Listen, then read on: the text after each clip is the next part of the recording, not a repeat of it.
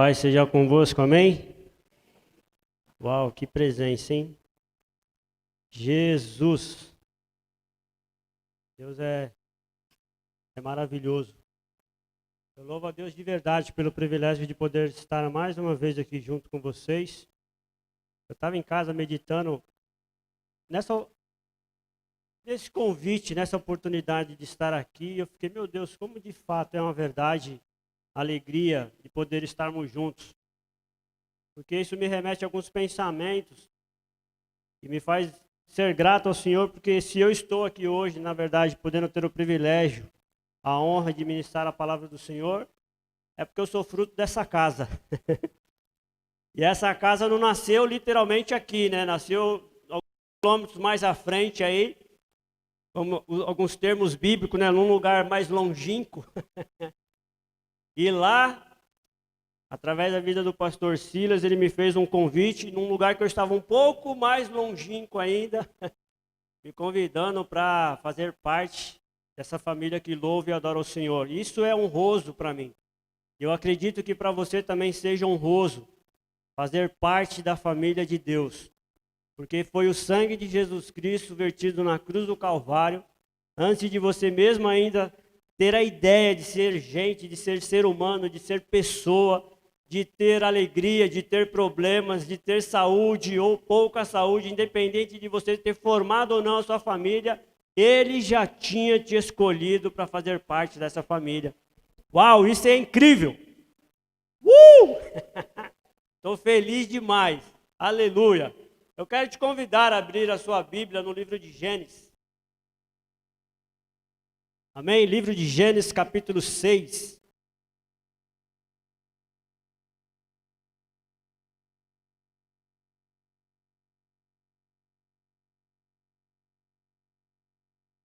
Quero pousar aqui e mandar um abraço para o pastor Silas. Eu sei que ele está aí online, né? Abraço, querido. A todos que estão também do outro lado aí, sendo alcançados por essa tecnologia. A tecnologia é bom, não é? É uma bênção do Senhor. Eu louvo a Deus por esse privilégio que nós também temos de ter a tecnologia ao nosso favor.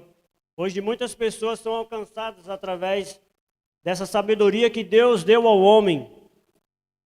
E que você também esteja aí no seu lugar, na sua sala agora, no seu quarto. Talvez você esteja aí bem aconchegante na sua cama, com um edredom por cima dos pés, um gato aquecendo os seus pés. E o friozinho hoje é convidativo, mas que, além de todo esse conforto, a presença do Espírito Santo esteja envolvendo a sua vida, a sua casa, a sua família, e ele venha continuar trazendo esclarecimento sobre aquilo que nós precisamos para continuarmos nessa jornada, nessa caminhada que ela é curta. Eu quero lembrar a você que essa caminhada que nós temos nessa terra, ela é curta, é muito passageira. Muito passageira. Eu me lembro quando eu era flagado pela minha mãe, pegando o presto barba do meu pai, raspando o meu humilde bigode. E ela falava: menino, não faça isso, que quando crescer, você não vai se dar conta de quão difícil é fazer barba e você não vai querer ter. Mas o meu objetivo ali era ser homem, já ter a minha idade. Começava a crescer ali, e eu queria já ter os meus 18 anos. E ela falava: calma, quando você tiver seus 18 anos, você vai ver que a vida passa rápido.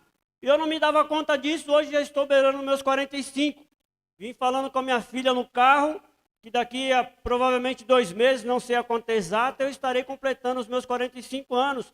Mas eu me lembro muito pouco tempo atrás, muito breve os meus 18. E realmente a Bíblia fala: o homem viveu há muitos anos, 800, 900 anos, depois passou a viver 120 anos, e depois falou: 70 ali, né, meu pastor disse, é enfado e canseira. Então hoje eu louvo ao Senhor porque Ele nos dá a graça e a capacidade de entender que não devemos atribuir tanta energia aos problemas da nossa vida, porque ela passa muito rápido. E nós devemos dispor da nossa energia para louvar, glorificar e exaltar o nome santo dEle. Porque se nós estamos aqui hoje de novo é por conta da sua graça. Amém? Livro de Gênesis capítulo 6, nós vamos ler o versículo 8 e 9. e depois nós saltamos para o capítulo 7 e vamos ler também o versículo 1. E eu quero te pedir, se você puder, fechar os seus olhos, também você na sua casa. Eu sei que a casa sempre nos traz essa comodidade e a liberdade, mas eu gostaria de te pedir hoje que você possa se conter no seu ambiente, no seu lar, aonde você estiver no carro, ou você que assiste agora, talvez alguns dias depois dessa gravação, essa mensagem, você possa também se conter e se dar atenção devida àquilo que o Senhor vai falar na sua vida, vai continuar falando, porque eu digo que eu já sou ministrado nesse lugar. Deus já falou no meu coração. E não é uma expressão de um ministrador, de um palestrante, de um pregador, de um pastor. Eu digo diante do Senhor, sem medo, que o Senhor já ministrou ao meu coração através da canção, através da ministração aqui feita nesse lugar e através da voz do Espírito Santo que falou ali comigo. E Ele quer continuar falando nas nossas vidas. Soberano Deus, em nome do Teu Filho amado Jesus Cristo, nós te rendemos graça. Nós te louvamos pela oportunidade de estarmos reunidos aqui e sabemos que diante da mídia, Senhor, da tecnologia, estamos agrupados ao redor desse mundo, não limitados, Senhor meu Deus, pela condição que o mundo nos condiciona através dessa enfermidade, mas nós estamos livres hoje para continuarmos agrupados aonde estivermos, Senhor, para louvar e glorificar o Teu santo e eterno nome.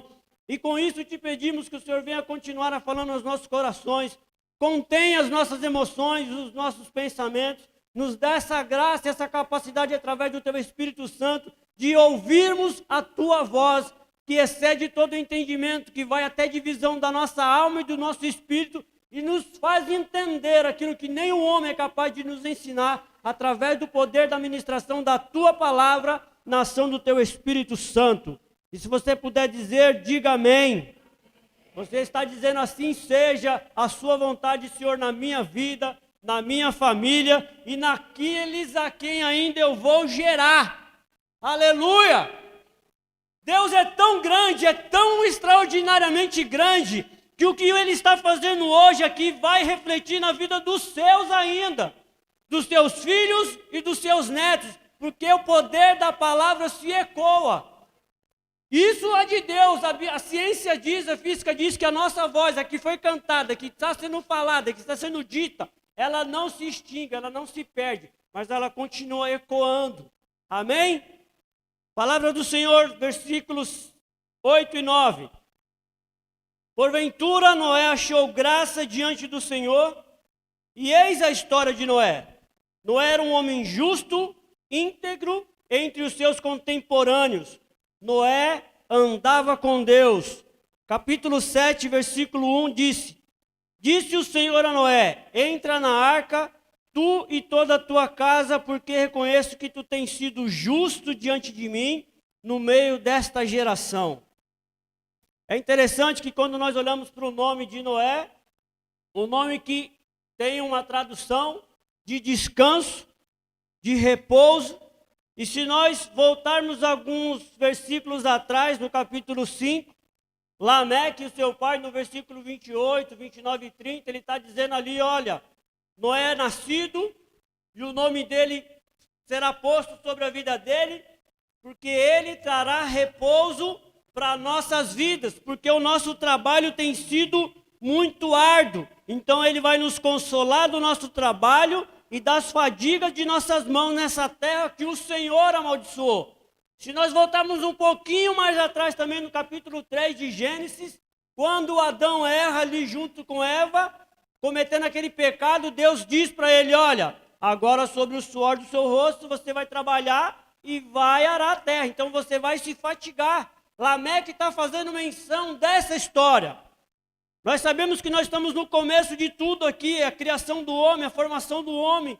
Capítulo 1 de Gênesis, Deus cria os céus e a terra. No capítulo 2 já faz a formação do homem. No capítulo 3 ali adiante, o homem já erra. No 4 vem Caim e Abel, que já faz o primeiro homicídio, já mata ali o seu irmão. E já vem o pesar sobre a vida daqueles homens.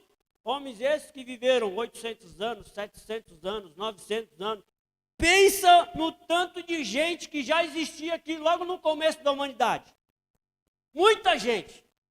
Milhares de pessoas. Às vezes eu fico parando para pensar, um homem, se Noé com 500 anos, ele gerou 100 cães Jafé, Imagina os outros homens vivendo 700, 800, quantos anos, quantos filhos nos geraram? E a Bíblia fala assim, que Noé achou graça diante do Senhor. É interessante porque a palavra graça é a primeira vez que se apresenta na Bíblia, aparece na Bíblia. A gente sempre remete a palavra graça lá na frente, em Jesus, no Novo Testamento, né? E a graça do Senhor sobre eles, a minha graça te basta, né? Paulo ali forgado, querendo levar uma para o Senhor, né? Querendo exigir alguma coisa, falou, a minha graça te basta. Algo muito grande sobre a vida dele. Mas a Bíblia relata para nós aqui que diante do Senhor foi achado graça na vida de Noé. É incrível isso. E ele fala assim, olha, e ele era ainda um homem justo e íntegro. Diante de todas as traduções para a palavra justo, uma que eu gosto de ver aqui para esse contexto, é que Noé era um homem que andava em conformidade com a justiça. Você vê que a Bíblia fala aqui no capítulo 6, no começo, que Deus ia destruir a humanidade, essa geração humana, por conta da corrupção do pecado, da maldade que já tinha demais sobre os seus corações. Diante de um contexto onde existiam muitos homens, muitas mulheres, a Bíblia diz que Deus olhou para Noé e falou, eu tenho um favor sobre a sua vida. Um único homem, por que a Bíblia não narra aqui Noé, mas Joel, pastor Silas, o Tiago, né, a Cira? Por que um único nome? Um único homem aqui é tido como um homem gracioso, privilegiado. Porque a Bíblia está dizendo que ele andava em conformidade com a justiça de Deus. Como que Noé tinha a Bíblia naquele tempo? Já existia a lei, os 10 mandamentos, alguma menção, ou como não fazer isso, ou como não fazer aquilo outro, ou o que deve fazer, ou o que não se deve fazer. Não existia nenhum relato de um ensinamento, nenhuma lei, nenhuma regra. Mas a Bíblia diz que também ele era íntegro. Qualidade essa de quem não se deixa corromper. E eu fiquei meditando na vida desse homem, eu falei, caramba, a gente tem tantas leis, né? Tantas regras, e parece que não temos quase nenhuma. Farol da amarela a gente pisa que dá tempo. Não, é freia que não dá atenção, vai chegar o vermelho. Tem tantas regras, né? Não toque nisso, não faça aquilo, não age assim, não minta, não julgue, não deixe de fazer o bem. Olha, traga à casa do Senhor os seus dízimos e as suas ofertas. E a gente sempre não cumpre, é descumpridor de leis. E se nós não tivéssemos hoje leis e regras, como seríamos? Qual seria o nosso comportamento? Mas a Bíblia narra que esse homem era um homem que andava segundo a justiça de Deus, se mantinha longe da corrupção daquela sociedade, não se deixava corromper. E eu fico pensando, o que fez esse homem ser assim? A Bíblia diz, olha, ele andava com Deus. Pensa nesse privilégio, como é esse andar com Deus? Será que era que nem na viração do dia, lá à tarde, no jardim do Éden? Deus descia todas as tardes, falava com Adão, falava com Eva, e eles andavam juntos naquele jardim. Como era aquele andar? Como era aquela presença de Deus? Como ele se manifestava? A Bíblia diz aqui que Noé também andava com Deus. Como era esse andar? Com quem ele aprendeu a andar? Mas às vezes a gente olha para o texto aqui, se a gente volta um pouco na história daqui, Lemeque era pai de Noé. A gente volta um pouco atrás, nós vamos ver que o bisavô dele era Enoque, um homem também que, depois da queda do homem, Enoque andava com Deus. E eu fico imaginando Lameque ensinando, vem cá, o seu bisavô era um homem que contava a história de Adão, que quando era de tardezinha ele andava com Deus, e ele passava a ensinar o seu filho, olha, nossa geração é realmente corrompida, mas olha, lembra de Adão quando ele estava lá dentro do jardim do Éden, era assim, maravilhoso, porque Enoque contava essa história, porque ele andava tanto com Deus, a intimidade dele era tão grande. Enoque morreu, Enoque foi crucificado, Enoque foi sepultado, foi cremado. Diz a Bíblia que Enoque já não era mais com os seus, né? Deus o levou para si. E eu fico imaginando esse ensinamento ao ponto de encher o coração de Noé, ao ponto de ele dizer assim, é esse caminho que eu quero seguir. O que eu entendo aqui dentro desse texto, que nós hoje temos a oportunidade de entender e de escolher qual é o caminho que você quer andar. Qual é o caminho que você quer trilhar? Você quer se andar se justificando? Olha, Senhor, eu pequei porque, olha, a carne é fraca. Olha, eu pequei porque o Senhor não viu o tamanho do que eu vi. Era difícil resistir o olhar. Aí eu fiquei pensando, passou alguns dias e deu ruim, Senhor. Ou você é um homem íntegro, que se deixa corromper. Entra na política, né? E o político fala, não tem jeito, uma vez lá dentro, até tentei, mas existe um sistema que não dá para lidar contra, né? E eu acabei me corrompendo. É um sistema fechado. Noé, ele fala, eu sou justo, eu ando diante do Senhor e eu tenho no meu coração abster-se desse caminho mau. Só que eu estou vendo algumas crianças, assim como eu vejo a minha filha ali, e você se lembra que quando as crianças, ou a nós mesmos, né, nos eram perguntados, o que você quer ser quando criança? Você se lembra quando lhe perguntavam isso? Você consegue se lembrar aí? Professora, quem mais se lembra aí? Quando lhe perguntava quando criança, o que você quer ser quando você crescer? Tá certo que para mim, para a Cira, esse tempo de crescer ainda não chegou, né, Cira? Nós estamos abaixo do nível da janela ali no fundo. Nós estamos ainda nesse tempo, a gente ainda pode sonhar. Brincadeiras à parte, eu me lembro que perguntavam para mim, tanto que era que se não me chamasse de Dr. Joel, eu não respondia. Aos 7 anos de idade, eu ganhei meu primeiro relógio, eu lembro que ele era preto. Eu só tenho a dúvida se ele era Cássio, mas eu me lembro que ele era preto. E falava, nossa, uma criança tão pequena com relógio. E eu era o Dr. Joel. Só que, como que você pergunta isso para uma criança hoje? O que você quer ser? Minha filha tem 11 anos, já está do meu tamanho, já está passando também desse tempo de crescimento. Mas eu me lembro que alguns tempos atrás eu perguntava, ela falava, eu quero ser veterinária. Ela falava, vou para catar todos os cachorros da rua, vou levar para casa, pai. Eu falei, Jesus, muda a profissão, muda o desejo do coração dela. Mas o legal de tudo isso é que você pergunta para uma criança, eu quero ser astronauta, eu quero ser jornalista, eu quero ser jogador de futebol, eu quero ser como ela, uma veterinária. Hoje ela quer ser youtuber. Obrigado, Thiago. Mas não cabe a eles a responsabilidade de fazer esse sonho se tornar realidade. Ou cabe? Não. Eles estão vivendo, eles estão sonhando, eles estão idealizando. Você pergunta para uma criança, ele fala, eu quero ser um perfurador de formigas. Você, what? Como assim? Ele assistiu um desenho lá que um cara perfurava a formiga do mal, e ele era do bem, e falou, eu quero ser isso aí. Como que você ajuda uma criança a realizar esse sonho, tornar a responsabilidade dentro dela? Filha, vem cá, você está deixando de ser um perfurador de formiga? Não existe. Você não está estudando tanto para ser um astronauta? Não existe. Criança tem o seu tempo da inocência. E nela não tem essa responsabilidade tamanha. Mas a Bíblia diz também que o Senhor, quando nos vê como adulto, não tem mais nós por inocente. Então, se essa pergunta eu fizer aqui hoje, o que você quer ser ainda? Um jovem, um adulto, o que você quer se tornar? Já não existe mais essa lei da irresponsabilidade, porque cabe a você uma responsabilidade para tornar esse sonho real. Ou você vai continuar sonhando sobre ele? Eu estou sonhando. 45 anos, eu estou sonhando. E eu louvo a Deus porque eu sonho hoje. Existem muitas pessoas que deixaram de sonhar. Pela dificuldade, pela frustração, pelos sonhos roubados que tiveram. Eu tive muitos anos da minha vida roubado. Mas eu louvo ao Senhor porque Ele está tornando tudo isso novamente e a probabilidade de acontecer novamente. Por isso, os sonhos que alguns jovens aqui têm, alguns que estão nos ouvindo e que nos ouvirão, têm. Eu estou sonhando e eu louvo a Deus porque eles estão perto de serem realizados.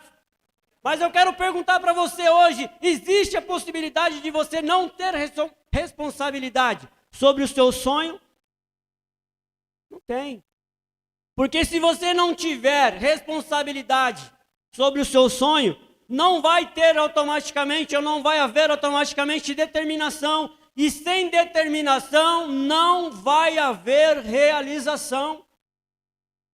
Muitas coisas não aconteceram na sua vida, não aconteceram na minha vida, e talvez não acontecerão se você não chamar para si a sua responsabilidade, a realização dos seus sonhos. Foi dito aqui que você não está sozinho.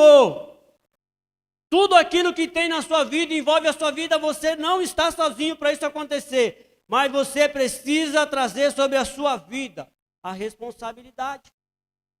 Posso perguntar para você hoje, se você sabe qual é o sonho que Deus tem para a sua vida? Você consegue descrever aí, se eu entregar um papel e uma caneta na sua mão, você aí em casa, você consegue escrever assim, olha, o sonho que Deus tem para a minha vida é esse aqui, ó. Você escreve aí, ó, o desejo que Deus tem para a minha vida é esse aqui, ó. Você consegue escrever? Alguém levanta a mão aqui dizendo, eu sei o que o Senhor tem para mim, o desejo do Senhor para a minha vida. Uou, em casa eu não consigo ver. Mas olha a importância disso hoje. Nós vivemos numa geração, o ser humano por si só, na verdade, é egoísta. Ele pensa em si só. Porque se essa geração aqui no capítulo 6 de Gênesis pensasse em Deus, eles não seriam uma geração corrompida, seriam todos como Enoque, como Noé, andariam com Deus, mas eles pensaram em si próprios, se deixaram se corromper pelo pecado, o pecado original de Adão. Mas olha o que Deus quer para nossas vidas, que nós sejamos cheios de graça.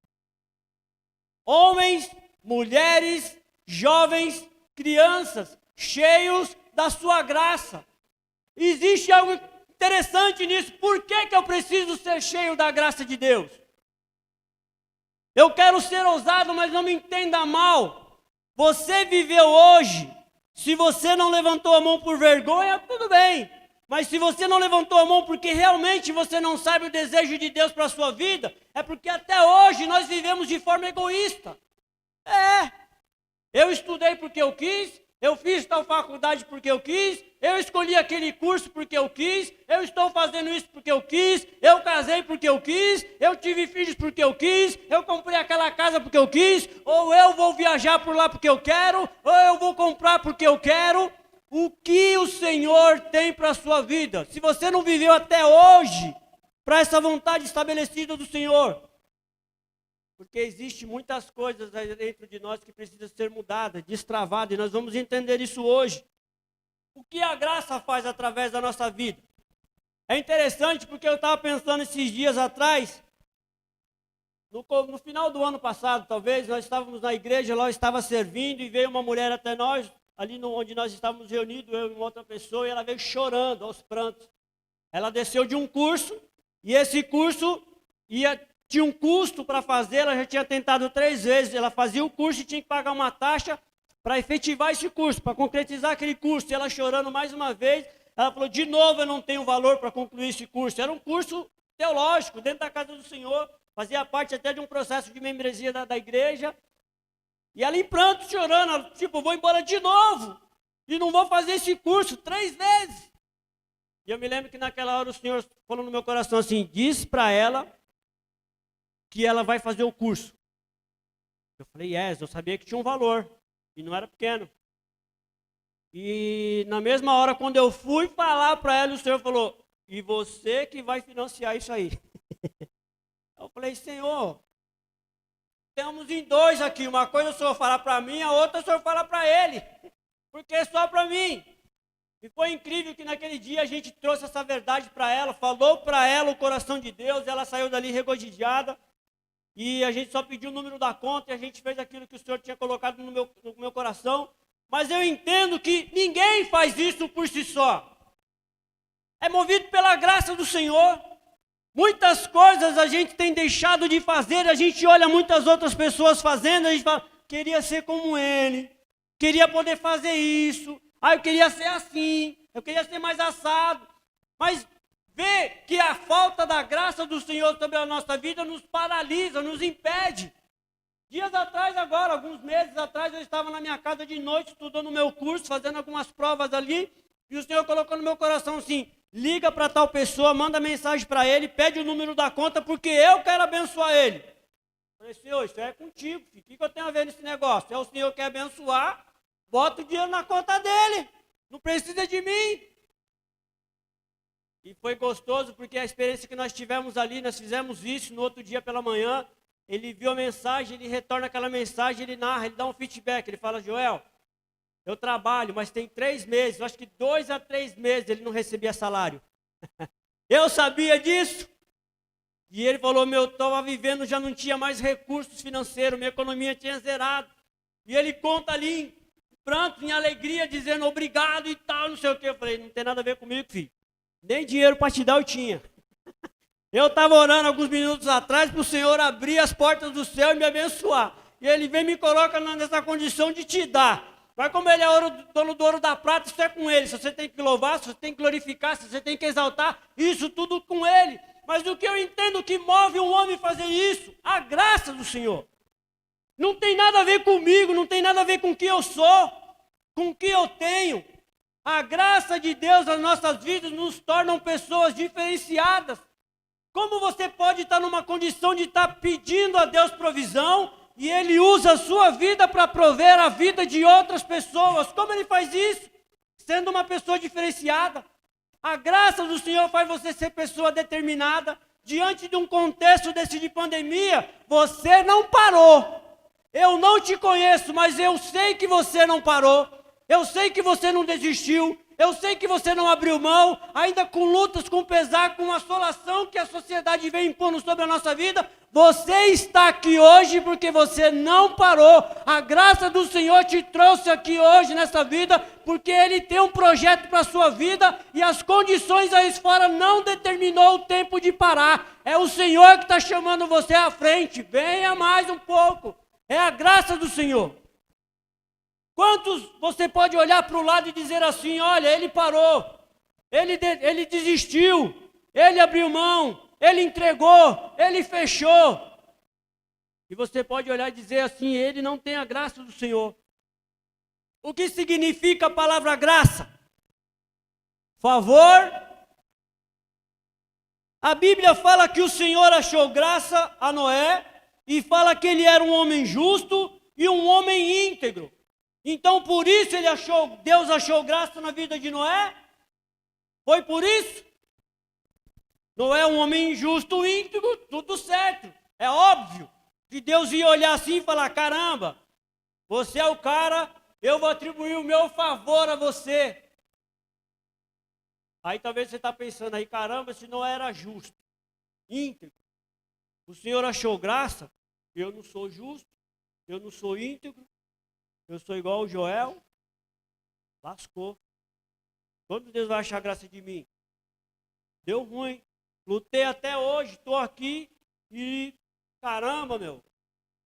Aí ficou difícil esse parâmetro, né? Abaixa a régua aí, né?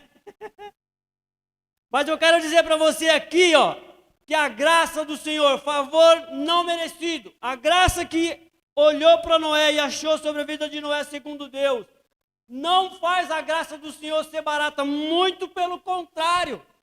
Noé não foi achado graça diante do Senhor por ele ser justo, por ele ser íntegro. Não, a graça do Senhor, é tão interessante que o Senhor me faz pensar aqui algo agora. Todo o plano de salvação da sociedade, da humanidade pecadora, foi através de Jesus Cristo. E quem é salvo em Jesus Cristo, levanta a sua mão aí, onde você estiver. Aleluia! Foi o Senhor que te chamou, foi o Senhor que te escolheu, foi Ele que salvou. Através do quê? Da graça. Você merecia essa graça? Não. Noé merecia essa graça por ser justo e íntegro? Também não. Se você olhar no inglês, o acróstico, quando a gente pega uma palavra, um exemplo, amor, e pega o A, escreve uma outra palavra, pega o R, escreve uma outra palavra. Isso é um acróstico. Então, se eu pegar a palavra graça em inglês e fazer dela um acróstico, nós podemos tirar God, riches, at, Christ e cost. O que vem a ser isso? Deus, riquezas, as Cristo e custo. Se eu pego esse acróstico, eu transformo numa frase: as riquezas de Deus a custo de Cristo. Isso é graça.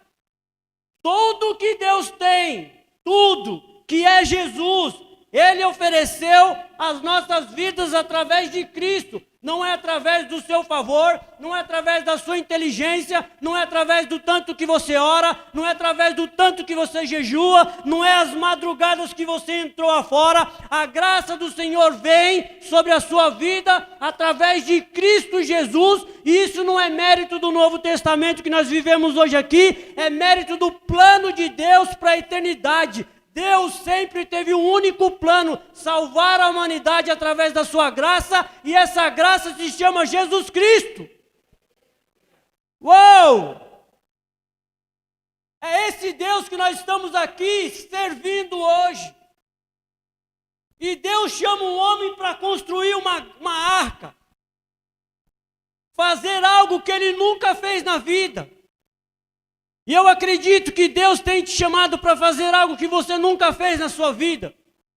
Só que você talvez tenha se posicionado: isso não, Senhor. Pegar um microfone, subir num lugar e ser visto por outras pessoas, isso não. Se o Senhor quiser que eu pregue o evangelho, eu prego na rua, eu prego no meu trabalho, eu prego para uma pessoa, para duas, mas me expor, não, isso não, Senhor. Deus tem te chamado para fazer algo que talvez você não saiba. Noé também foi chamado para fazer algo que ele não sabia. Será que ele era marinheiro? Olha, pode deixar comigo, senhor, eu entendo de navegações, já construí algumas outras 3, essa só é uma proporção um pouco maior. Será que ele tinha ideia do que era dilúvio? Olha, Noé, vou trazer dilúvio sobre a terra, eu vou trazer uma destruição aqui. Será que Noé tinha imaginação, uma ideia de quanto tempo ia existir esse projeto? Porque algumas coisas, se o senhor pedir para nós, a gente fala: tudo bem, senhor, eu faço. Porque a gente sabe que vai demorar ali algumas horas, né? Pregar uma mensagem, ministrar uma oração, 30 segundos, ora por ele aí. Meu Deus, soa frio, fica vermelho, solto, as axilas, né? Treme, mas em nome de Jesus, amém. Ninguém entende oração, mas no final todo mundo está de acordo, amém. Mas será que ele tinha essa noção de quanto tempo levaria para construir essa arca? Será que ele tinha recursos para dizer: Senhor, é comigo? Ó, Joel, você vai pregar as nações, deixa comigo, Deus. Domino o inglês, estou fluente, conheço a cultura lá fora, tenho passaporte, tenho condição financeira, tenho algumas reservas. Manda eu sou o cara, Senhor.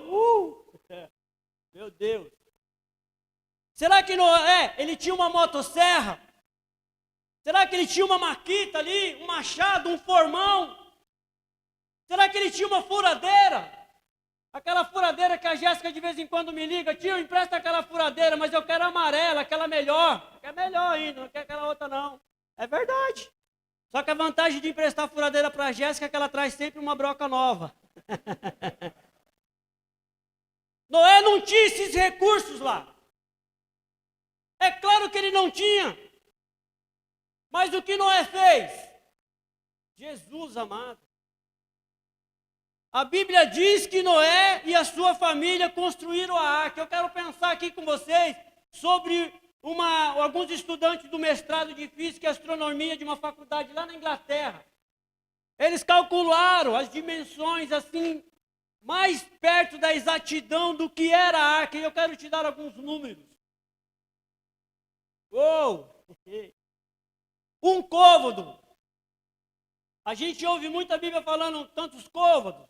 Um côvado, se eu olhar o côvado sob a visão do povo hebreu, a gente vai ver ali que tem 44,5 centímetros. Se a gente pegar uma métrica sobre os egípcios, a gente vai ver que tem 52,3 centímetros. Se a gente fizer uma soma dos dois e dividir, a gente vai entender então um cálculo aqui em cima de 48 centímetros,4, ok?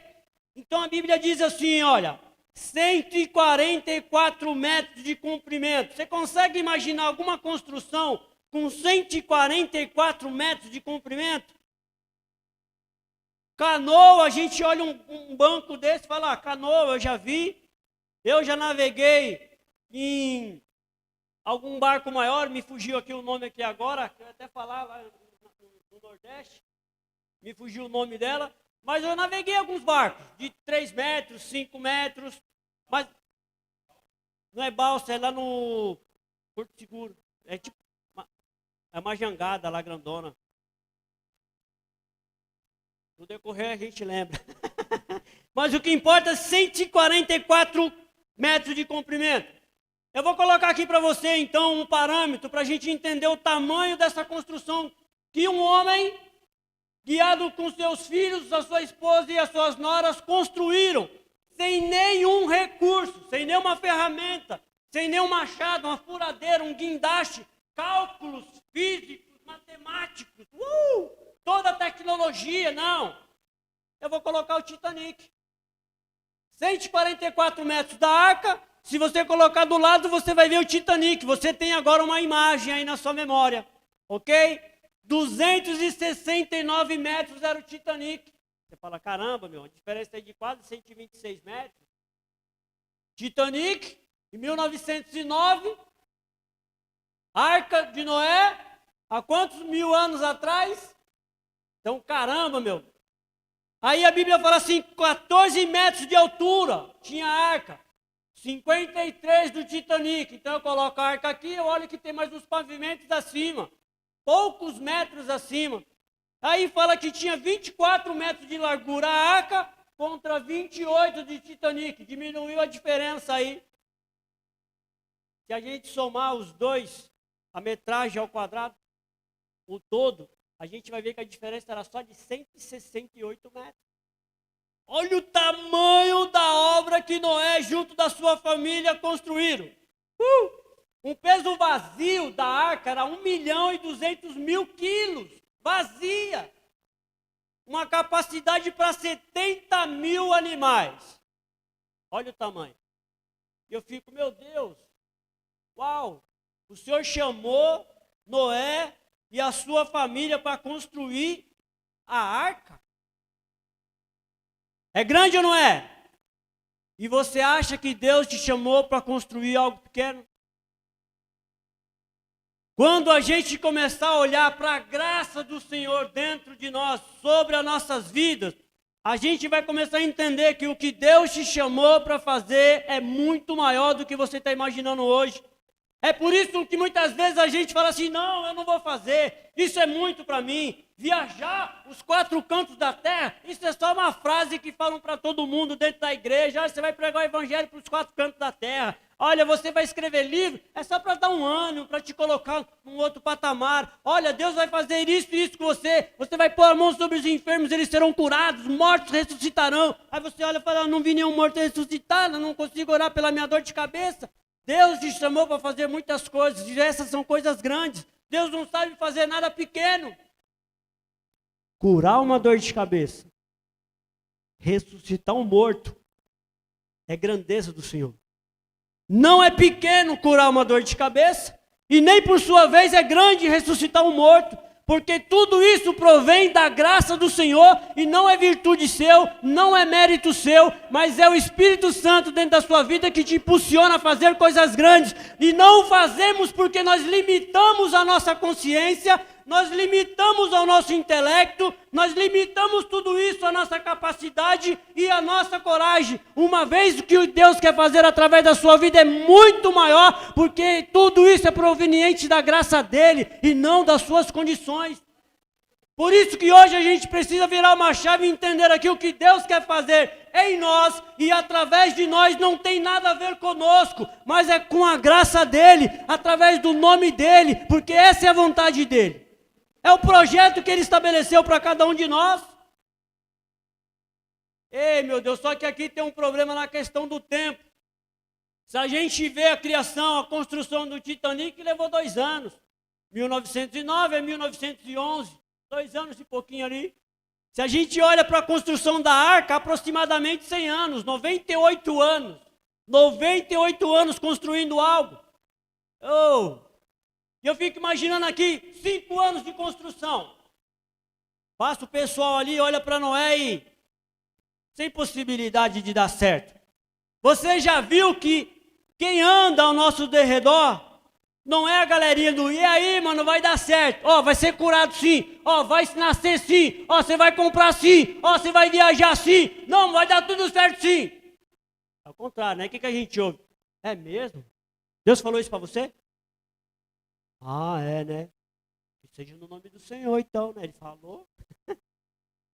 A gente anda ao nosso redor com pessoas dizendo para você, olha, vai dar certo, você vai conseguir. O que a gente ouve na fila do ônibus? Caramba, o país está assim, pô, as vacinas, caramba, não dá certo, e não sei o quê. Na vida de Noé não foi diferente, mas durante tanto tempo passou pessoas do lado dele dizendo, mãe, não vai dar certo, 5 anos. Dilúvio? Cadê o dilúvio? Não tem nem chuva. O que é dilúvio, seu louco? Ninguém nunca viu isso. Os nossos pais nunca falaram sobre dilúvio. Imagina depois de 30 anos de construção, a turma passa ali do lado, olha de novo, os filhos crescidos, a geração aumentando. Vocês falam que corintiano é um bando de louco? Bando de louco é esse daqui, ó, 30 anos construindo isso aí, ó. Eu imagino a construção no início dela, sem forma, sem um projeto, um monte de agrupamento de madeira do lado, aquele monte de betume do outro, todo mundo trazendo ali da família de Noé, aquele monte de madeira, por onde a gente começa, os outros olhando, que bando de louco, entra na floresta, sai da floresta, anos vem, anos vai, e nada acontece, nada flui. 50 anos dessa obra, olha aí, meu, estão todo mundo xarope, não vai dar certo. As pessoas olham para você e dizem isso, mas o pior é quando nós olhamos para aquilo que a gente muitas vezes planejou, e a gente abre mão e fala, mas não vai dar certo, porque o tempo, o nosso cromos, está dizendo, olha, já se passou muito tempo, isso não vai dar certo. Eu me lembro uma vez na igreja que nós frequentávamos lá atrás, eu sofri um golpe, eu já contei isso, sobre um cheque sem fundo, e um homem entrou na igreja, um homem de Deus, e disse assim, olha, tem uma pessoa aqui que tem um cheque e Deus vai restituir. Algumas pessoas estavam nesse culto. Quem estava nesse culto? Pastor Moisés. E aí ele insistiu, e eu quietinho lá, até que ele apontou para mim, é você. Caramba. Deus, você não tem um cheque sem fundo? Eu tenho. Ele vai te restituir, eu, tá bom. Oh, meu Deus. Só que aí passou um dia, passou uma semana, passou 2, passou um mês, e eu fui lá e rasguei o cheque. O meu cronos limitou o poder de Deus, da realização, da construção daquele projeto, de me abençoar, de restituir aquilo que tinha sido roubado da minha vida. E eu não soube lidar com o tempo. Mas eu louvo a Deus aqui que, através da vida de Noé, essa embarcação, ela foi criada. E eu fico pensando, por que Noé não desistiu desse projeto maravilhoso? Aqui é o segredo, talvez eu penso, que é o que Deus falou no meu coração dentro dessa mensagem. O grande segredo da realização das nossas vidas não está intrínseco naquilo que você planeja. Por isso eu perguntei no começo da mensagem aqui, quem sabia o que Deus tinha para a sua vida? Porque quando nós estamos realizando um projeto que não é oriundo dos seus desejos pessoais, a gente se sufoca. A ansiedade nos sufoca, nos paralisa, nos faz desistir, porque a gente começa a olhar para o tempo da realização daquilo. Mas quando nós estamos fazendo algo que é para o Senhor, a alegria, a graça do Senhor sobre as nossas vidas, nos faz andar uma milha mais, um dia mais, um tempo mais, até que aquilo seja realizado, porque aquilo não é para a minha glória, não é para a sua glória, mas é para a glória do Senhor. Eu louvo a Deus que eu consigo entender que Noé, ele consegue olhar para esse projeto não é meu. Eu não desejei criar uma arca, construir uma arca. Eu não desejei passar aqui anos dedicando a minha vida para realizar algo, isso aqui não tem nada a ver comigo. Eu entendo que Noé está dizendo assim, olha, eu sei que é projeto do Senhor, essa é a sua vontade, eu vou impor toda a minha vida, todo o meu ser, toda a minha saúde aqui nesse projeto do Senhor. É isso que a graça do Senhor faz na vida de pessoas que têm o desejo de realizar o desejo do coração do Senhor. A Bíblia fala assim, quer ser feliz? Esteja no centro da vontade do Senhor. A felicidade está no centro da vontade do Senhor. E talvez no centro da vontade do Senhor não esteja esse desejo que você tem hoje no seu coração. Talvez esse projeto está aí, ó, rolando muito tempo aí, não realizou e não tem te trazido nem alegria, porque talvez não esteja no centro da vontade do Senhor. E como nós vamos saber isso? Estando debaixo da graça do Senhor.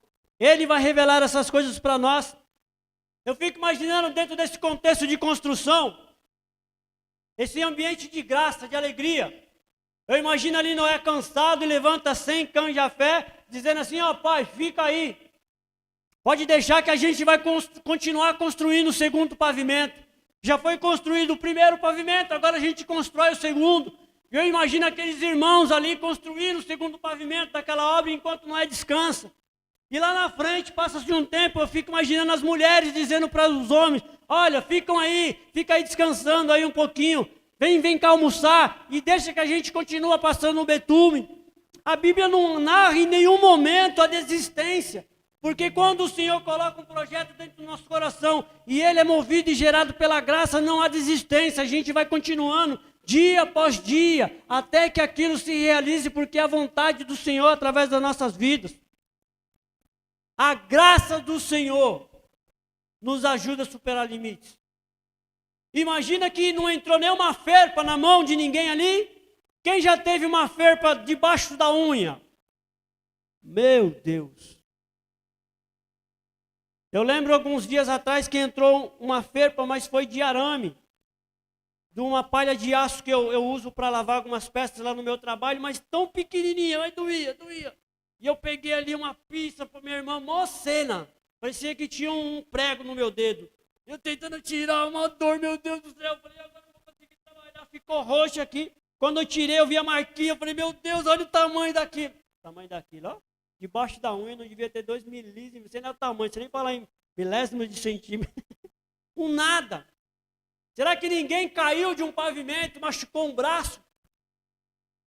Será que ninguém andando ali desapercebido, bateu a cabeça numa quina, ficou roxo e teve que entrar e colocar aquela placa assim? Eu fico imaginando, será que existia aquela placa? 365 dias sem acidente. 47 anos sem acidente. Será que existia essa placa? Será que tudo aconteceu ali na maior harmonia, sem nenhuma coisinha contrária ao plano deles? Será que todo dia terminava orando, Senhor, obrigado, porque nós não se machucamos, nós não torcemos? Será, irmãos? Porque na nossa vida a gente só aceita essa perfeição do Senhor. Senhor, eu não aceito um roubo na minha vida, eu não aceito isso, eu não aceito aquilo, por que eu estou passando por isso e aquilo outro? Olha, Senhor, não. Será que nada acontece só porque o projeto é do Senhor? E chega um dia que dentro dessa história eles começam a colocar os animais dentro da arca. Qual o horário?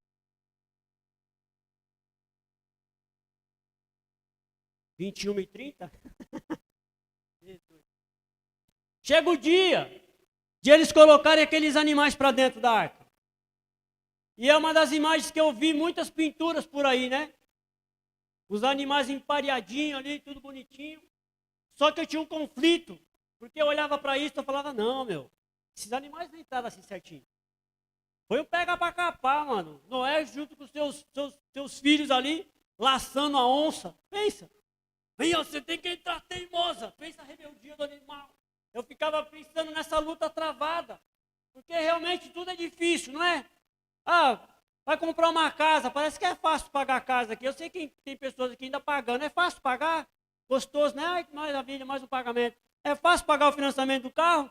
É fácil pagar o convênio? É fácil pagar a conta de luz? É fácil? O que é fácil na nossa vida? Parece que tudo é difícil, né? E aqui tinha que ser difícil também. Só que eu vejo que dentro do projeto do Senhor para nossas vidas, além da nossa participação, tem ação do Senhor. Porque se nós olharmos aqui, ó, dentro até desse contexto que esses jovens na Inglaterra falaram um espaço de 70 mil animais, pensa. Meu cachorrinho sai às vezes de casa ali, na verdade ele sai todo dia, né? Eu abro o portão para tirar meu carro, ele sai, dá aquele rolezinho ali e ele me obedece. No terceiro, quarto grito, ele vem, mas imagina 5 cachorros na rua. Aquela, vem pra cá hein, tu sai, pega pra cá, pá. Imagina milhares de animais ali sendo colocados na arca. Eu imaginava esse caos. Eu falava, meu Deus, não tem como, não é? Pô, esses animais, o elefante, o elefante vai obedecer? Pensa, filho. Não era só um. Meu Deus do céu, 7 casais dos animais puros, 2 casais dos animais impuros, aves, répteis. A Bíblia falou, coloca de cada espécie e põe para dentro da arca. Só que a Bíblia diz que Deus, dentro do projeto, o que não é possível você fazer, relaxa. Ei, o que não é possível você fazer, relaxa. Porque a Bíblia diz que o impossível só cabe a um, a Deus. Tudo que é impossível, cabe a Deus. Salvar o filho, cabe ao Senhor. A cura na sua vida, cabe ao Senhor. Ressuscitar dos mortos, cabe ao Senhor. Livrar de uma dívida, cabe ao Senhor. Trazer de um lado para o outro, cabe ao Senhor. Restauração da família, cabe ao Senhor. Tudo que é impossível, cabe ao Senhor. Relaxa. O que a gente tem que fazer é viver debaixo dessa graça feliz, porque o impossível cabe a Ele, mas o possível cabe a você, e isso Deus não faz. Se você olhar em Gênesis capítulo 6, versículo 20, está dizendo lá, e virão para si os animais. Relaxa, Noé. Ou você acha que não teve essa conversa? Deus, tudo bem, 90 anos se passaram. Eu continuo aqui acreditando no Senhor. Alabraçu de comanai. Mas isso aqui já não dá para eu fazer. Trazer essa impossibilidade de animais para dentro da arca, eles não me obedecem.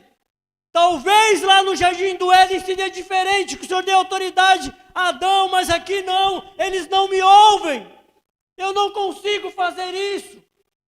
E nesse momento absurdo da nossa vida, Deus está falando para mim e para você, relaxa, porque o impossível eu vou fazer na sua vida.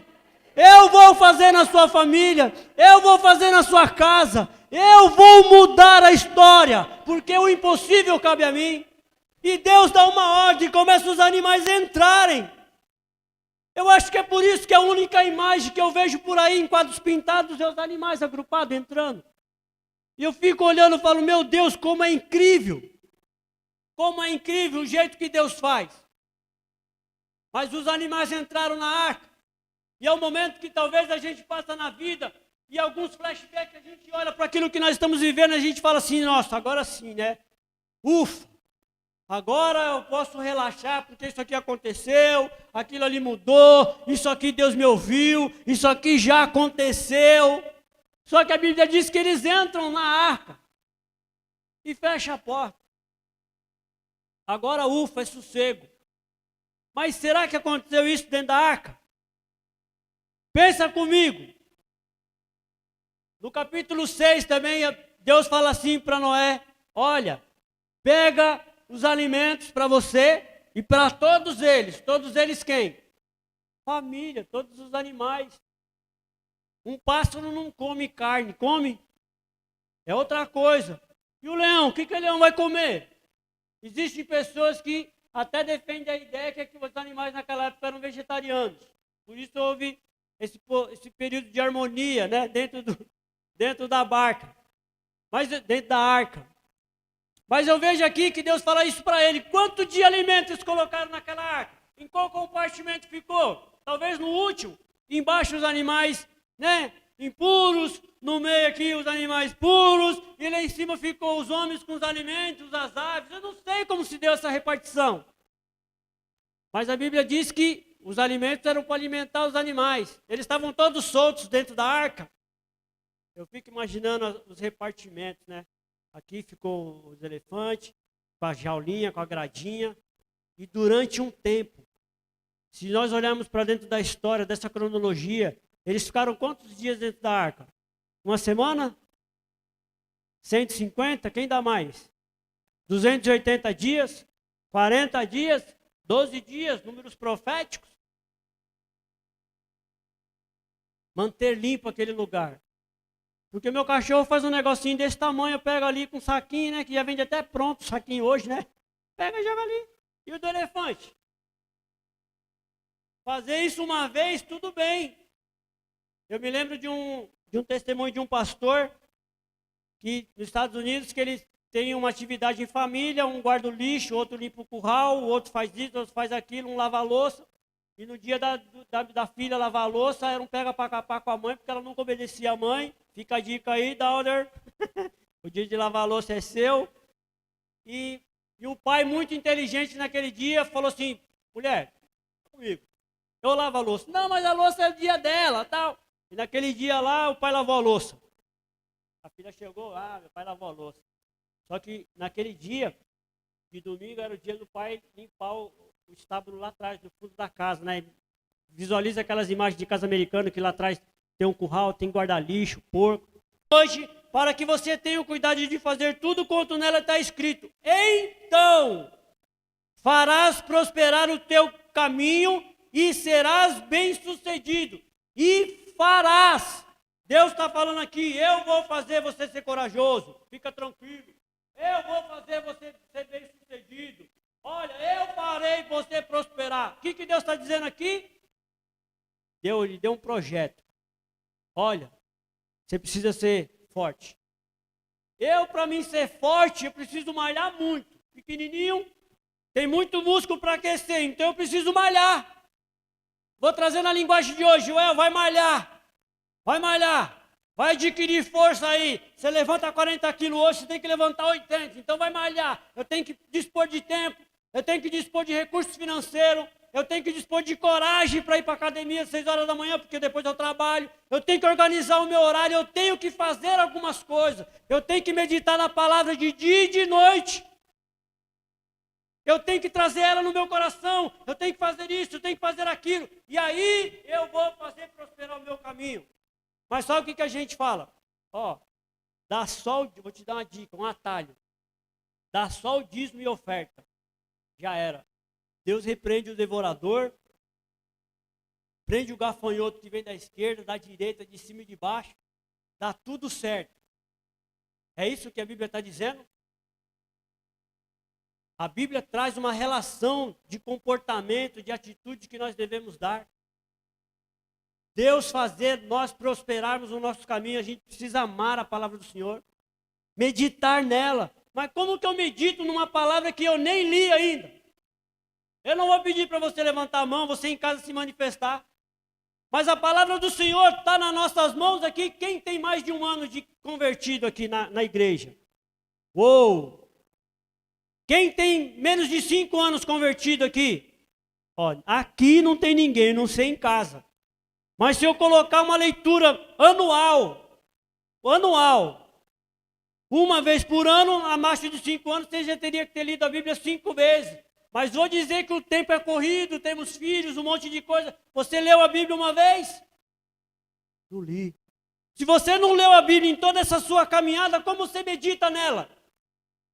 Como que você consegue amar a palavra do Senhor se você não tem intimidade com ela? Se você não desfruta de um relacionamento com ela? Como que você vai ser chamado um homem e uma mulher que anda com Deus se você não tem intimidade com o que você tem mais perto de Deus, que é a palavra dele? É incoerente. Como que você quer ser bem-sucedido naquilo que você faz como esposa, como marido, como empreendedor, como empreendedora, como pastor, como líder, se você não tem os primórdios na sua vida? Quantos anos de projetos? Nós já abandonamos projetos, talvez de 3 meses, você iniciou um projeto. Em tão pouco tempo você olhou e falou, não dá certo. Vou tocar violão. Começo de ano está aí, chegando, é o tempo do projeto, né? Esse ano eu vou emagrecer, eu vou perder a barriga. Esse ano eu vou fazer tantos quilômetros de corrida, de caminhada, eu vou para São Silvestre. Esse ano eu falo inglês, esse ano eu viajo, esse ano eu compro, esse ano eu faço, esse ano eu leio a Bíblia, esse ano eu... Esse ano eu toco o meu instrumento. 3 meses se passa e a gente... Violão. Eu nem tenho mão para fazer um acorde de sol com Fá sustenido menor. Esse eu conheço, eu não sei fazer. Como? A gente coloca desculpa e abandona os projetos. Como que eu vou ser empreendedor e vou ganhar aí o meu sonho de 100 mil reais? Não dá, eu não consigo um salário fixo de 1.200.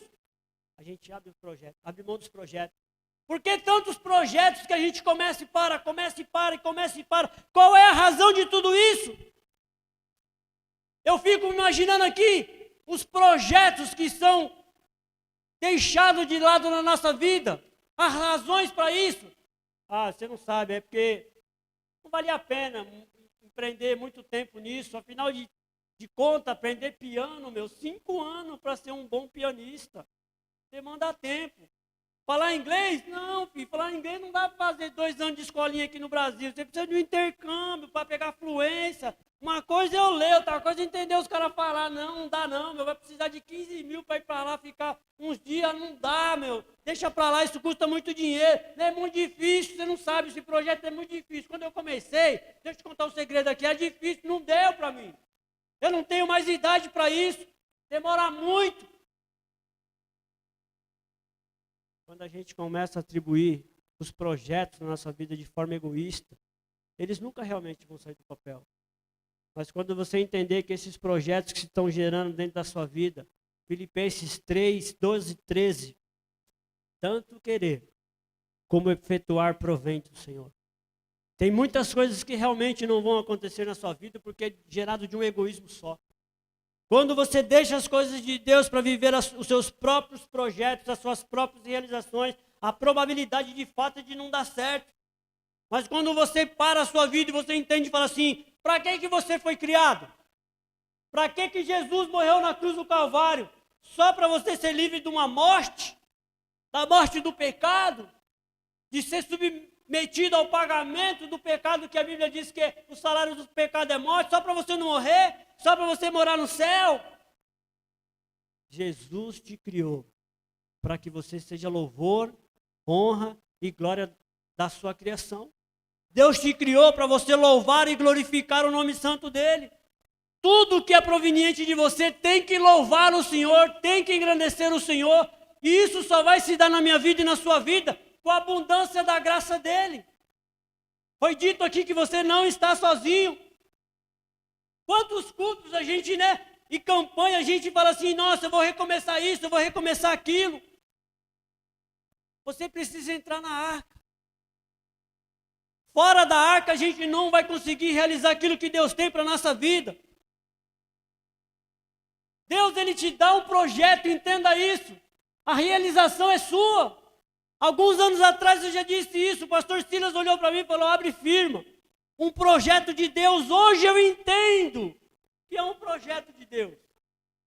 Estando nele alguns anos, eu achava que era meu, que era um negócio que eu queria, que eu iria fazer, que eu ia realizar, que eu ia dizer para os outros, olha, eu disse que eu ia fazer. Mas só que quando a gente estava dentro da arca, a gente tinha que alimentar os animais, limpar, fazer todo aquele processo. O Senhor foi trazendo revelação de tudo isso. E eu entendi que de verdade, o projeto é do Senhor e o realizar é nosso. E a gente vai dia após dia investindo. Muitas pessoas disseram para mim assim, olha, não dá para vir firme. Aí eu olhei e falei, tudo bem, não dá para vir firme, então aquele projeto não era meu, não pode acontecer, não é de Deus. Aí passaram 4 anos, e o Senhor levou eu a um outro contador, e ele falou também, olha, não dá para vir firme, isso não dá para acontecer. Eu falei, está aprovado, esse projeto é falido. Só que naquele tempo o Senhor me fez entender que o projeto era dele, e a gente passou a orar e andar em cima da vontade dele. Eu falei, Senhor, se é da sua vontade, se o projeto é seu, o Senhor vai criar leis nesse país, nesse estado, e essa firma vai ser aberta. E eu louvo a Deus, que eu lembro no dia que o contador me ligou e falou, vem cá, que eu tenho uma benção para te contar. Ele podia falar simplesmente, olha, eu tenho aqui sua firma aberta, mas ele disse, eu tenho uma benção para te contar. E chegando lá, ele falou, não sei como se deu, só sei que ela está aqui aberta.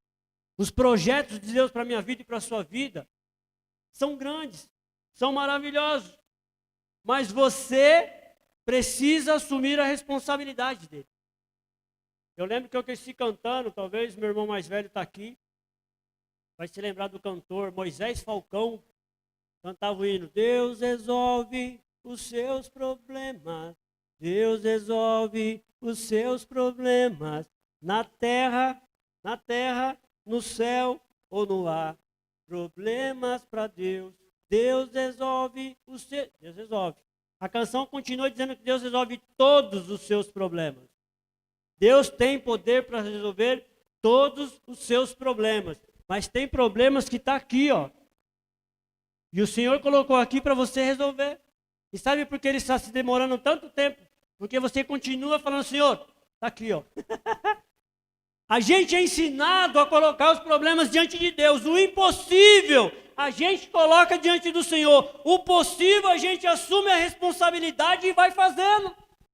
Como que Noé construiu a arca? Com a graça do Senhor. Quando ele falou, Senhor, me cabe construir a arca, eu construo. Como? Eu imagino que o Senhor começou a dar diretrizes nesse processo. Noé, não corta aqui não. Corta mais embaixo. Noé, pega aquela pedra. Quebra ela assim, amarra na madeira, ela é mais afiada, ela é mais resistente, não bate assim não, bate assim, faz assim, amarra aqui, que tal construir o andaime assim? Eu tenho experiência na minha vida pessoal que trabalhando, eu falei, Senhor, eu não sei como resolver esse problema. Atrás do refrigerador, e o Senhor falava assim para mim, Joel, desliga, solta aqui, faz assim, e eu falava, Senhor, não tem coerência fazer isso, o sistema de refrigeração não pede para isso. Deus falava, faz assim. E quando eu fazia, depois de horas ali relutando, eu chorava atrás da geladeira, querendo que o cliente não entrasse naquele ambiente. E eu louvava o Senhor, porque o Senhor tinha me dado uma diretriz para resolver um problema que eu não resolvia mais. Não importa o tamanho da situação ali, para mim era difícil, impossível. E o Senhor vinha com a graça dele e me ajudava. E são outros testemunhos que eu poderia contar. A graça do Senhor. Eu quero finalizar trazendo um panorama da arca. Tudo tem um tempo estabelecido por Deus na sua vida. Deus não está atrasado na sua vida, na sua vida, na sua vida, na sua vida. Deus continua no tempo certo. Deus é tão tremendo, Deus é tão grande que ainda quando você erra, você se desvia para um caminho, o Senhor é Senhor do tempo, Ele coloca tudo no eixo novamente, as coisas se dão para o fim, para o propósito dEle. Jonas correu para cá, foi para lá, foi por dentro pulou no navio, foi para dentro da baleia, Deus vem e põe a baleia no lugar de novo, põe depois na praia e fala, continua. Não, o povo assírio não foi destruído porque Noé pulou dentro do mar, porque Jonas desistiu. Deus é Senhor do tempo. A Bíblia diz que no capítulo 7, versículo 11 até o verso 13, no dia 17 do segundo mês do ano 600, a Bíblia coloca uma data aqui, ó. Eles entram na arca. E o que isso significa? Que eles obedeceram. Eles obedecem. Deus está te chamando para fazer algo. E até hoje você não tem obedecido. Por isso que a cronologia não iniciou na sua vida ainda. Porque você não partiu do princípio de obedecer. O que Deus está chamando você a fazer? Existe uma data, você pode dizer hoje para o sim do Senhor na sua vida. Mateus 28, versículo 28, lá fala assim, ó, a grande comissão, Deus te chamou para pregar o evangelho a todas as nações. Não precisa se manifestar. Você já está pregando o evangelho? Você já está levando boas novas de salvação? Ou você está esperando ainda se formar pastor, teologia, todo um processo? A gente olha que 7 dias depois que eles entraram na arca, no dia 24 do segundo mês do ano 600 de Noé, porque ano 600 era a idade de Noé. Não era o ano exato da história. 7 dias depois,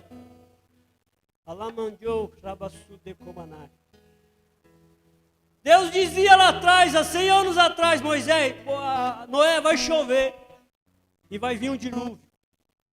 Ninguém acreditava naquilo.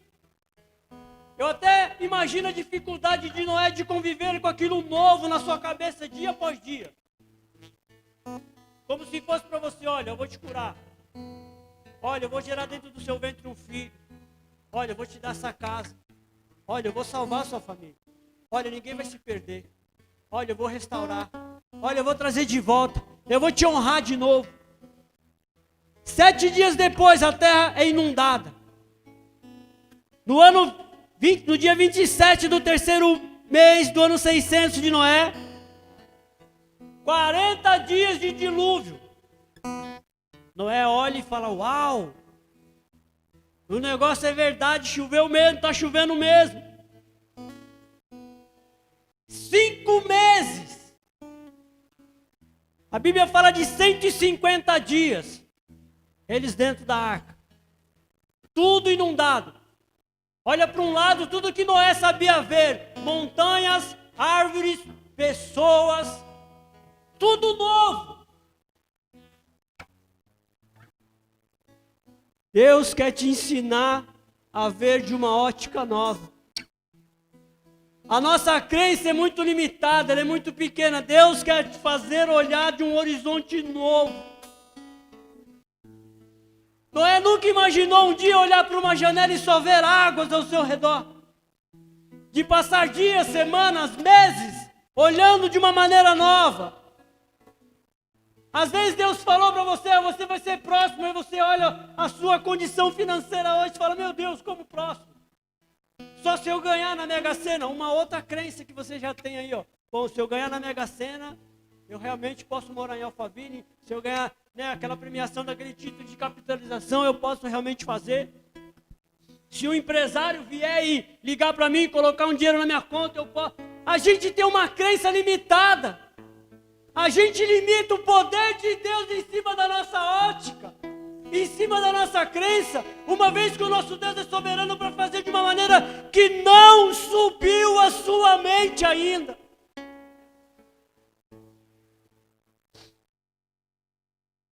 No ano 17 do mês 7 do ano de Noé, as águas começam a baixar. E Noé começa a olhar o cume dos montes.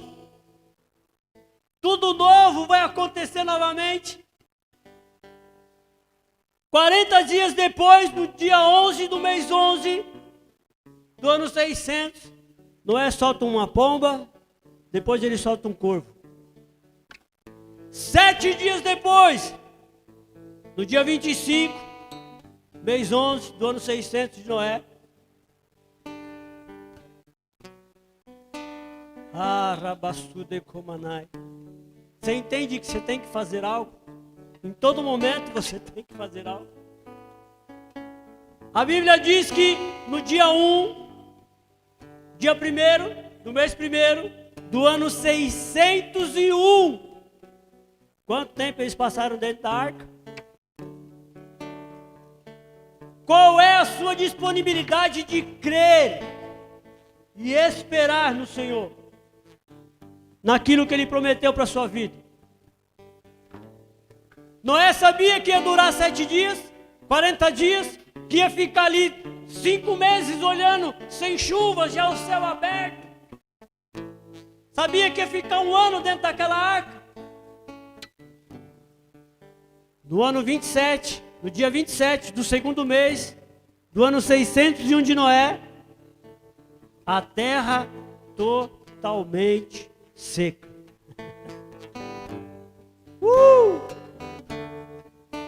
A Bíblia diz que eles repousaram ali sobre o monte Ararat, né? Uns dizem que foi na Turquia, outros dizem que foi na Armênia. Uma briga aí de 800 e poucos quilômetros de diferença de um lugar para o outro, mas isso não nos importa. 370 dias se nós somarmos tudo isso que foi dito aqui agora. A Bíblia diz que a arca repousou. E Noé, quando desceu da arca, o que ele fez? Ele louvou o Senhor. Ele criou ali um altar e ele ofereceu sacrifícios ao Senhor.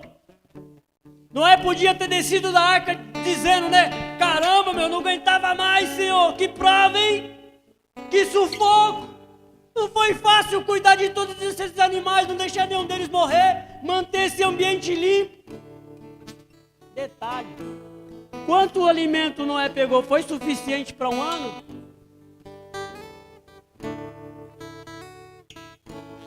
A fruta aguenta quanto tempo fora de uma geladeira depois de colhida do pé? Da geladeira. Quanto tempo ela dura fora de um ambiente natural? Você entende que para que tudo dê certo na sua vida, na minha vida, nós precisamos estar dentro da graça do Senhor? A alimentação ali não se perdeu durante um ano. Quem faz milagre aqui? Posso ouvir em uma só voz? Quem faz milagre aqui? Deus que faz milagre. Só há um que faz milagre, Deus. O texto que nós dizemos, Deus do impossível, cantamos aqui, Deus do impossível, é só Ele que faz milagre. Por que que Noé desce daquela arca, dizendo, obrigado Senhor, oferecendo um altar, um sacrifício? Por que que Noé fez isso?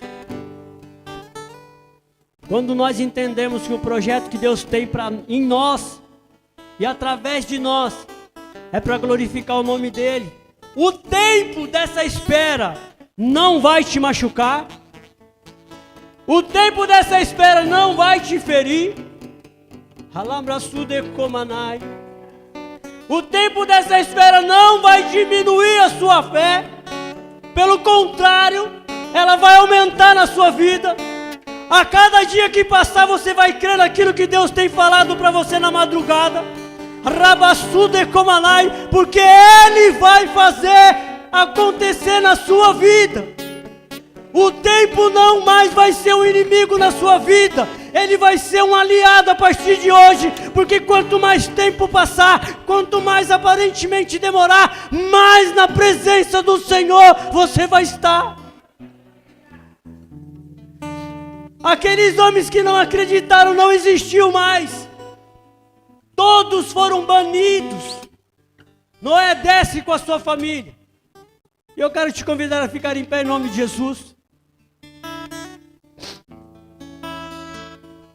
Oh, aleluia. Você que está na sua casa também, se você puder, fique de pé em nome de Jesus. Deus, Ele quer fazer algo nas nossas vidas através de hoje, mudar a nossa história.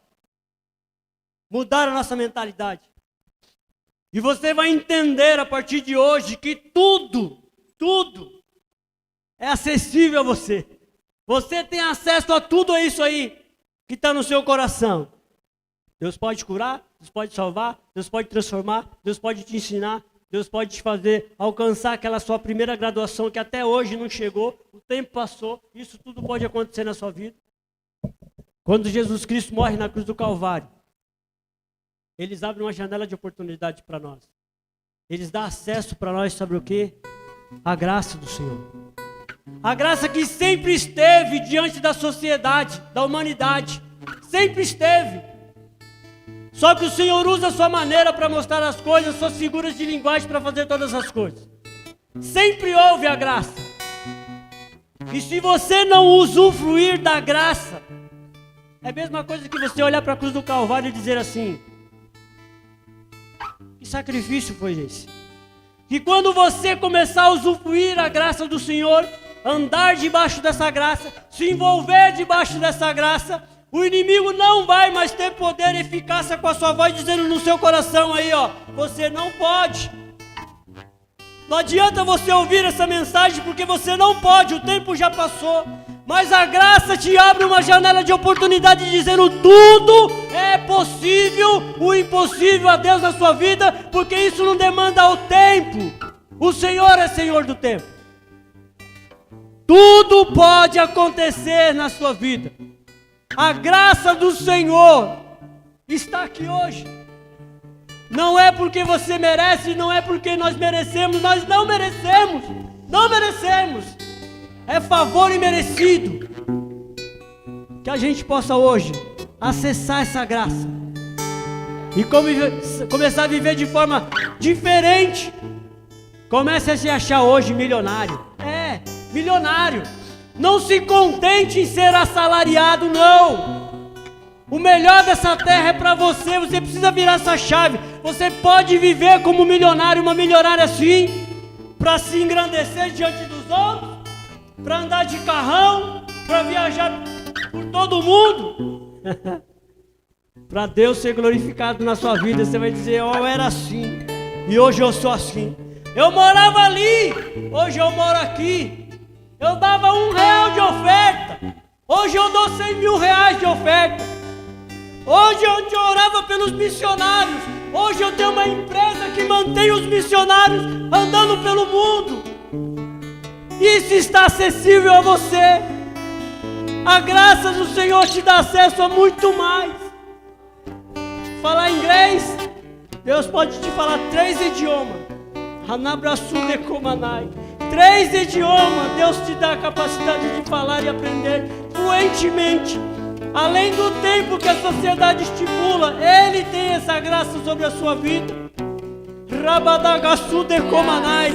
100 vezes mais nessa terra.